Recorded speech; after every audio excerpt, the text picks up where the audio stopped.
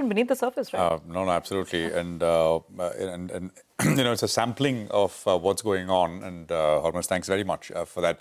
Rupen Rajguru is with us, Julius Baer. Rupen, good to have you here. Thanks for joining us. I think top of the list for you is still financials, NBFCs and gold finance companies, etc., etc. And why not? We had this, we had a CNBC-TV18 Prime event a couple of days back, and with this gentleman who runs a large $40 billion entity out of the US venture fund, and he said, well, don't fight regulators, don't fight the government. If the government wants something to happen, go along.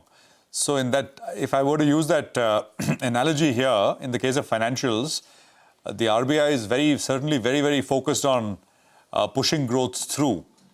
There are naysayers who say that, well, and anyway, forget that. I know your view, which is that you like financials, and this kind of sort of ties in there.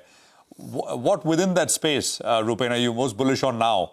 Because things change, right? I mean, stocks have done well, especially even the larger private sector banks after earnings, etc. Yeah, hi. Afternoon, Prashant. I think as you very rightly articulated, and from an India perspective, and just to add to what you said, while India is a structural story, so what are the 2-3 pockets wherein you can play India? And I think BFSI stands right at the top.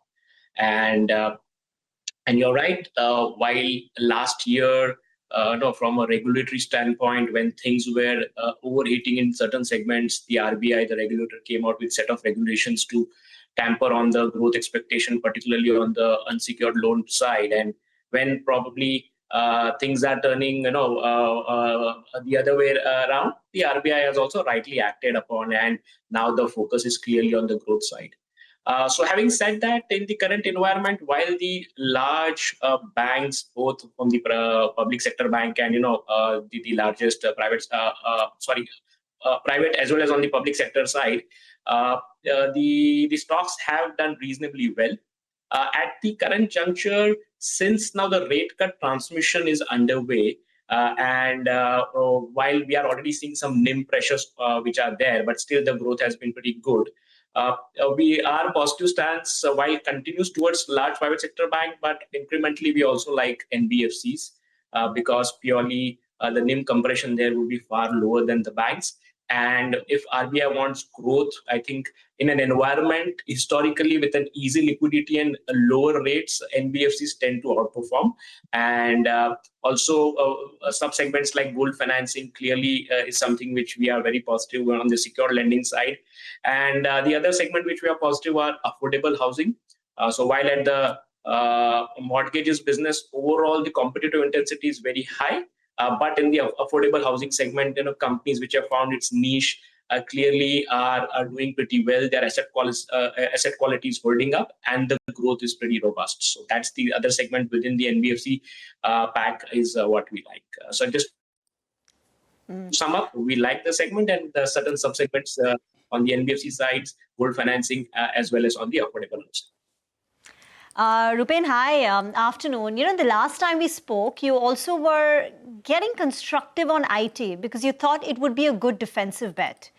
But now Q1 earnings are not matching up, at least for large cap IT companies. All of them have reported negative growth. The outlook is still uncertain for the second half of the year. So what is the positioning now on tech? Hi, afternoon, Rima. So tech as a pack, while we divide into both large caps and mid caps, so usually, the correlation of performance from a stock market perspective is, related to the Nasdaq movement. Usually, that's the trend we have seen, and particularly, you are right. This quarter, the commentary clearly, while the talk on deal wins have been there, the TCVs are pretty healthy. But the execution on the ground is not happening. The discretionary spending is not happening as much as what we would have liked it to happen.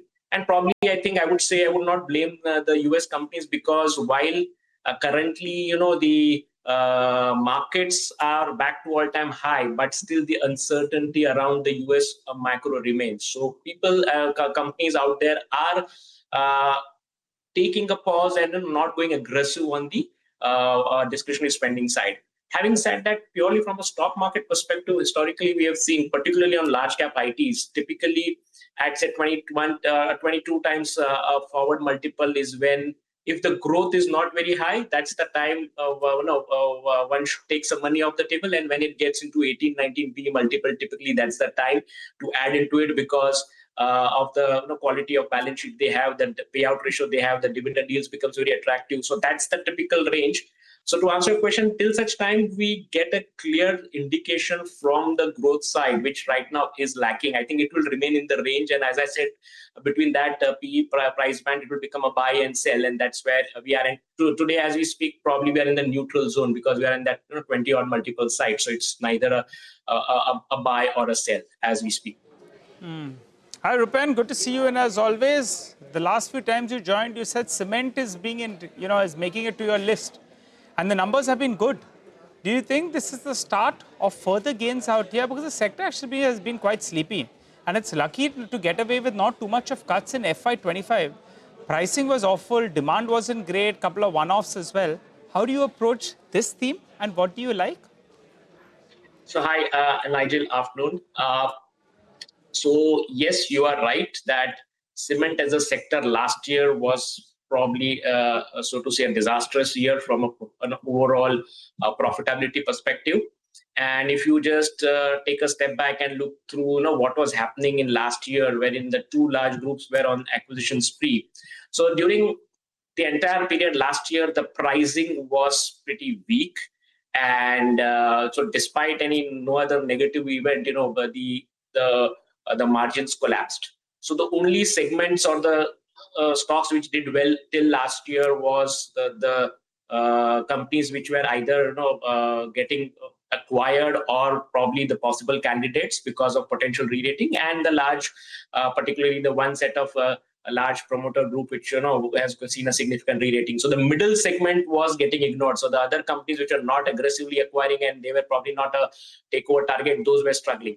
So if you recollect in our last conversation, we said we like that segment and we continue to like those companies which are in that number 3 to number 5 bucket as far as the companies are concerned. And yes, I think you also rightly said that the pricing discipline is coming back. So this is one of the few industry in which consolidation has already taken place, but the pricing has not come back. In fact, if you look through the last 5 years, also the pricing has been pretty, hardly there has been any pricing growth in the cement segment. So that we believe now pricing discipline is back, and hopefully we will not get into the scenario of price cuts. And I think the region which was most affected, which was the South region, is finally seeing a smart comeback. And I think next 2 to 3 quarters, the growth will be pretty good. And hence cement as a segment we like. And probably the middle segment is where we like, wherein we believe, because that segment had got significantly derated, and there we will see some bit of re-rating. Okay. All right, Rupen, we'll leave it on that note then for today. Thank you very much for joining in. Good to get that perspective from you. By the way, in the meantime, a couple of interesting updates coming in from Delhi. One pertains to the EV policy. Remember, IGL had taken a sharp knock because the new policy was talking about a transition